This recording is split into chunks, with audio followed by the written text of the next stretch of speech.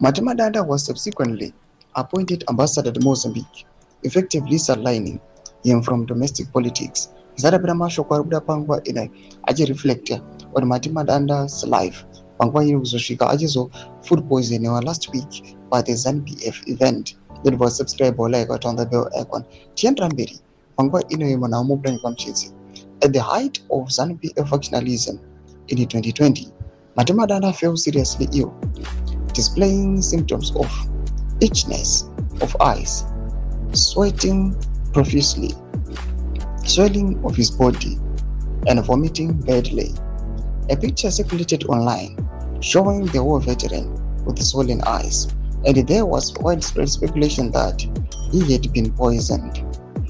ZANU-PF is experiencing another bout of factionalism of mnangagwa's succession, which he has seen war veterans aligning, siding with Vice President Kosano Chiwenga insists that ZANU-PF is being hijacked by selfish business people who are allegedly looting the country's resources.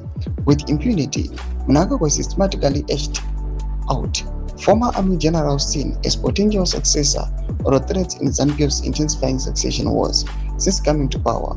Mnangagwa has retired or reassigned several high-profile military figures to weaken rival factions loyal to his deputy or other contenders. Analysts view these moves as part of a calculated strategy to consolidate the presidency control over the party and the military, while keeping ambitious former generals at arm's length from the levers of domestic power.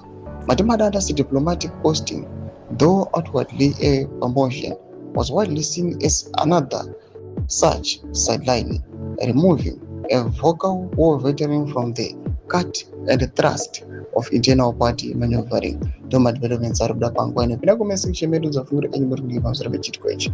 So subscribe or like, chita on the bell icon.